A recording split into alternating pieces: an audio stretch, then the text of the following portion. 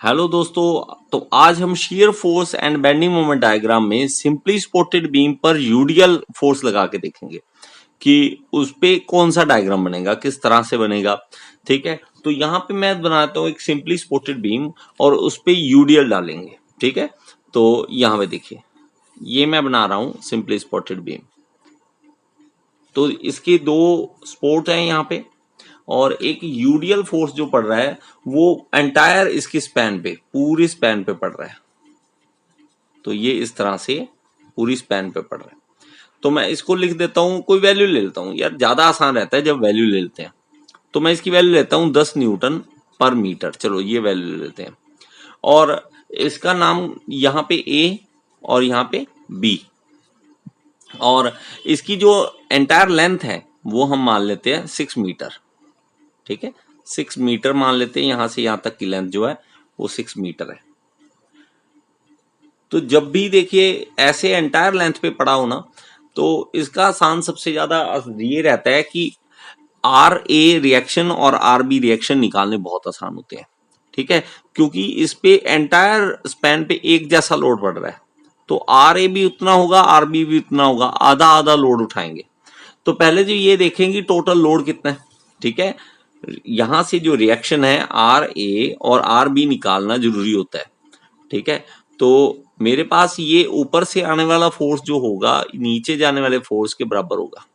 तो ऊपर से आने वाला फोर्स कितना है 10 न्यूटन पर मीटर। 1 मीटर पे 10 न्यूटन, तो 6 मीटर पे कितना होगा 60। तो 60 न्यूटन टोटल लोड ऊपर से पड़ रहा है। और नीचे से आर ए और आर बी इन दोनों मिलके इस 60 न्यूटन को संभाल रहे हैं।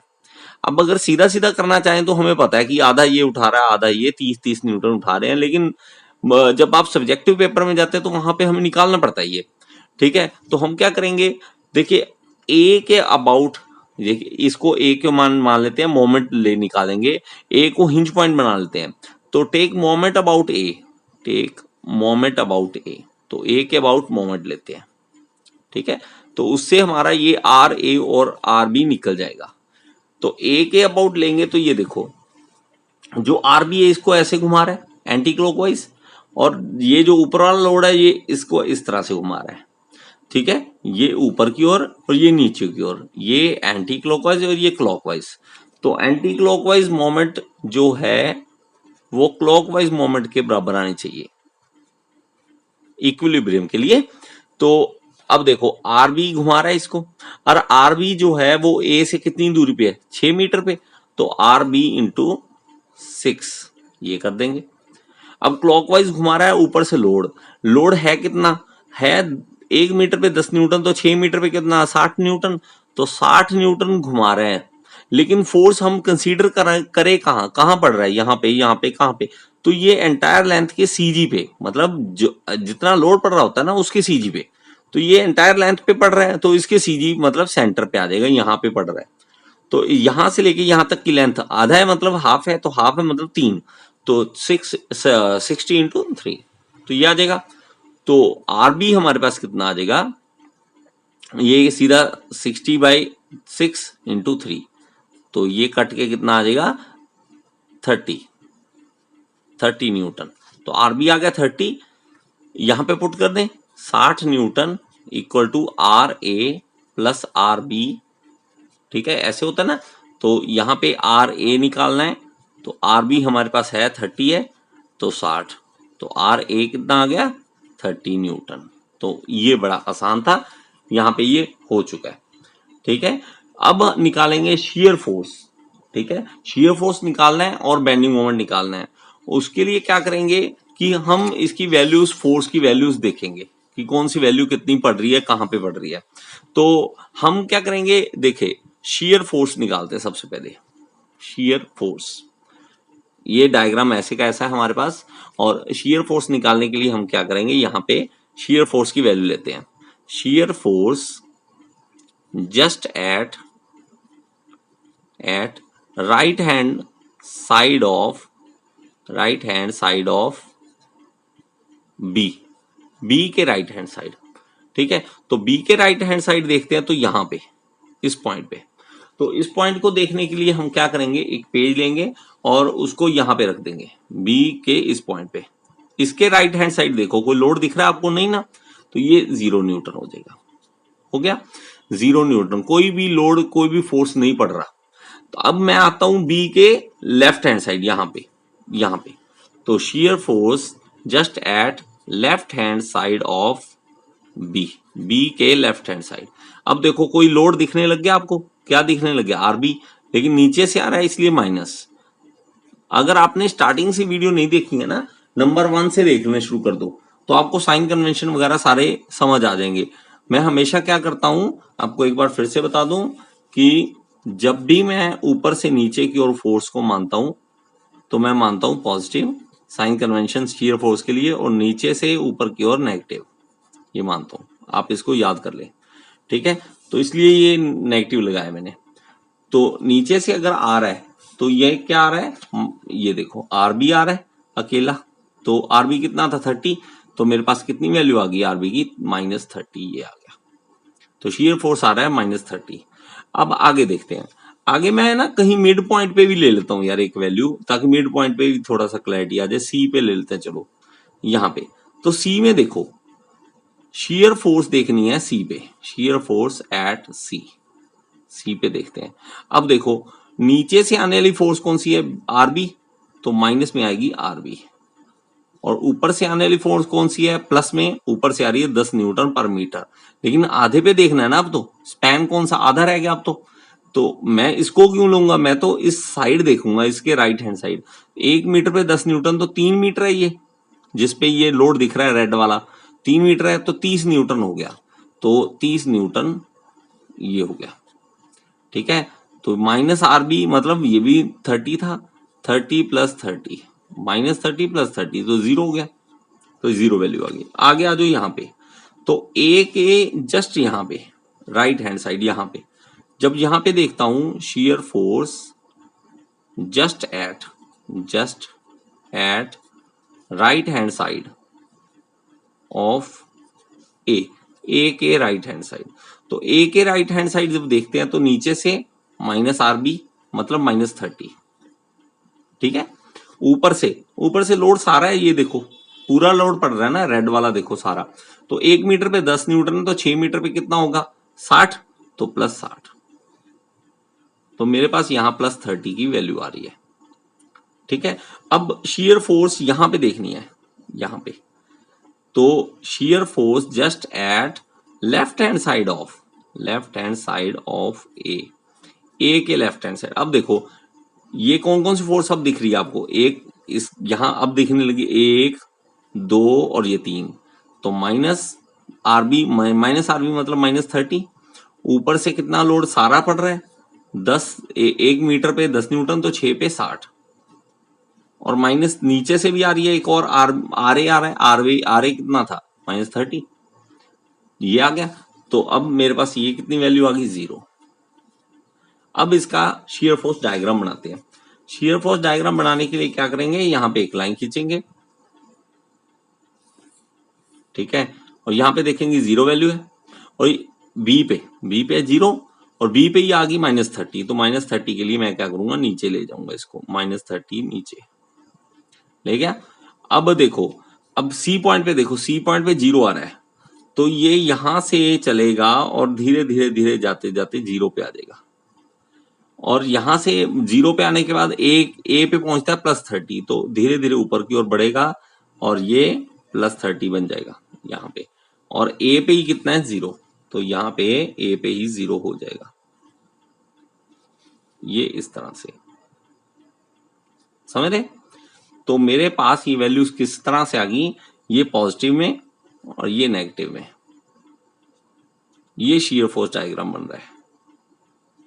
तो इस तरह से बनता है डायग्राम, ठीक है? आपने ये वैल्यूज देख के देखो, डायग्राम देख के पूरा समझ आता है कि कहां पे मैक्सिमम शियर स्ट्रेस है, कहां पे मिनिमम शियर स्ट्रेस है, बेंडिंग मोमेंट कहां पे मैक्सिमम होगा। तो बेंडिंग मोमेंट निकालने के लिए हम क्या करेंगे? अब बेंडिंग मोमेंट की वैल्यूज लेंगे, ठीक है? तो बेंडिंग मोमेंट निकालने के लिए यहां पे बेंडिंग मोमेंट एट बी पे देखते हैं। तो बी पे जब देखते हैं तो बी के ऊपर यहां रख देंगे कागज, यहां पे। अब फोर्स इंटू डिस्टेंस, फोर्स कितना है? आरबी, और डिस्टेंस कितना है 0। आरबी बी से कितनी दूरी पे है, आरबी बी से कोई दूरी पे नहीं है 0, ठीक है, तो ये 0 हो जाएगा 0। अब सी पे देखते हैं, सी पे, अब सी पे देखें तो ये आरबी देखो किस तरह से घुमाएगा इसको, ये घुमाएगा, ये साइन कन्वेंशन फिर से आपको बता दूं कि इसके लिए बेंडिंग मोमेंट के लिए ये देखो जब नीचे से ऐसे फोर्स पड़ेगा ये, तो इसकी वैल्यू लूंगा मैं पॉजिटिव, और जब जो बीम है वो नीचे की ओर ऐसे झुकेगा ऐसे, और लोड मैं मान लो ऐसे लोड डालता हूं और ऐसे झुक जाता है, तो माइनस वैल्यू लूंगा, नेगेटिव वैल्यू लूंगा, ठीक है। तो मेरे पास क्या करेंगे, सी पे देखो, जब इस तरह से बीम ऊपर की ओर उठेगा, ऊपर की ओर उठेगा तो पॉजिटिव वैल्यू लेंगे, तो मैं बेंडिंग मोमेंट एट सी देखता हूं, सी पे देखता हूं तो ये आरबी घुमा रहा है, और ये कितनी दूरी पे है सी से कितनी, 3 मीटर की दूरी पे है, इंटू 3, ठीक है। ऊपर की ओर घुमा रहा है इसलिए पॉजिटिव, माइनस क्यों, क्योंकि ये वाला फोर्स नीचे घुमाएगा, 1 मीटर पे 10 न्यूटन है, तो यहाँ पे 3 मीटर है, समझ रहे हो। पहले तो टोटल लोड देखना है, अब आपको टोटल लोड सर 10 न्यूटन है, ऊपर से तो मेरे भाई 1 मीटर पे 10 न्यूटन बढ़ रहा है, ये ध्यान से देख लो। तो और ये लोड दिख कितने पे रहा है, अभी दिख रहा है 3 मीटर पे, क्योंकि आधा तो देख नहीं रहे ना, सी से इधर वाला देख रहे हैं, तो 3 मीटर पे पड़ रहा है, तो टोटल लोड कितना हो गया, पहले तो ये देखो टोटल लोड हो गया 30। अब लेकिन ये डिस्टेंस कौन सा लें, फोर्स इंटू डिस्टेंस होता है ना, अब डिस्टेंस कौन सा लें, तो जितना लोड आपको दिख रहा है ना उसका आधे पे कंसिडर करते हैं हम, तो 3 पे दिख रहा है, 3 के आधा मतलब 1.5, तो यहां पे हम कंसीडर करेंगे कि वो फोर्स एक्ट करेगा सीजी पे, तो सीजी इसका होगा आधे पे, आधे का मतलब 1.5। तो आरबी मेरे पास 30 था, 30 इंटू 3 माइनस 30 इंटू 1.5 45, तो मेरे पास 90 माइनस 45, तो फिर से 45 ये आ जाएगा, सिंपल है, 45 आ गया। अब मेरे पास आ गया यहां पे, ये बन जाएगा ए पे जब देखते हैं तो बेंडिंग मोमेंट एट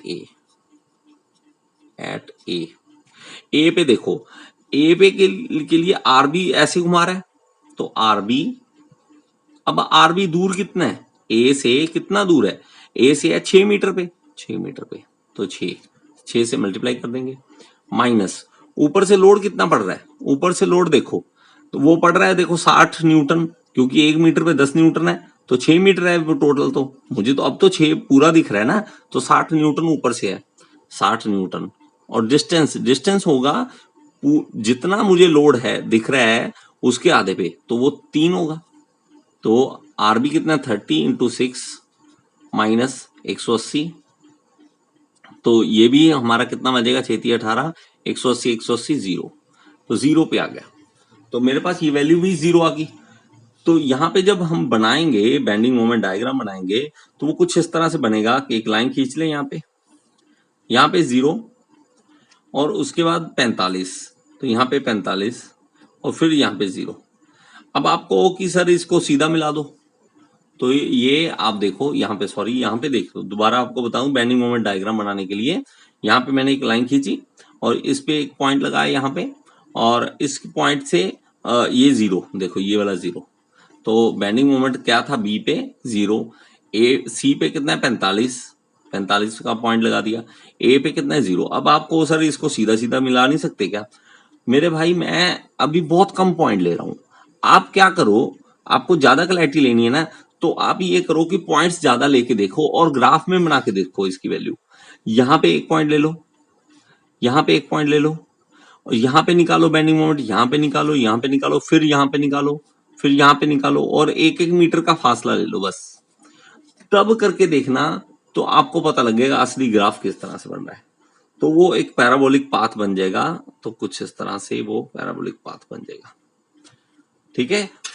तो यहाँ पे बेंडिंग मोमेंट सबसे ज्यादा है, मतलब सेंटर में जब भी सिंपली सपोर्टेड बीम होगा तो सेंटर में बेंडिंग मोमेंट सबसे ज्यादा होगी, और शियर फोर्स वहां पे नहीं होगी, लेकिन बेंडिंग मोमेंट होगी। शियर फोर्स से के कारण, शियर फोर्स देखो यहाँ पे मैक्सिमम है, तो जहां टूटेगी ना चीज एंड स्पोर्ट से, वो शियर फोर्स के कारण अगर टूटेगी तो वो एंड से टूटेगी, अगर बेंडिंग मोमेंट के कारण टूटेगी तो वो बीच में से टूट जाएगी। तो वो हमें कैलकुलेशन करने के लिए सब कुछ पढ़ना पड़ता है। हमारी दिक्कत ये है कि हम सिर्फ पास करने के लिए, पेपर पास करने के लिए पढ़ते हैं, हमारा कोई और मकसद नहीं होता। जब आपका मकसद पेपर पास नहीं करना सिर्फ, ठीक है, ये रह जाएगा कि मैं कुछ समझना चाहता हूं कि ये चल क्यों रहा है, हम पढ़ ही क्यों रहे हैं, तब देखना पढ़ने में मजा आ जाता है। तो वो अगर मजा लेना चाहते हैं तो मेरी तरह सोचना शुरू करो थोड़ा सा, ठीक है। मेरा दिमाग हमेशा ये रहता है कि मैं इस चीज को समझूं, ठीक है। और सच में बताऊं, जब मैं ये कोई कहूं कि मैंने रट्टा मार रखा है इसका कि यहाँ पे इतनी वैल्यू आ जाएगी, यहाँ नहीं, मैंने कोई रट्टा कभी नहीं मारा इसका।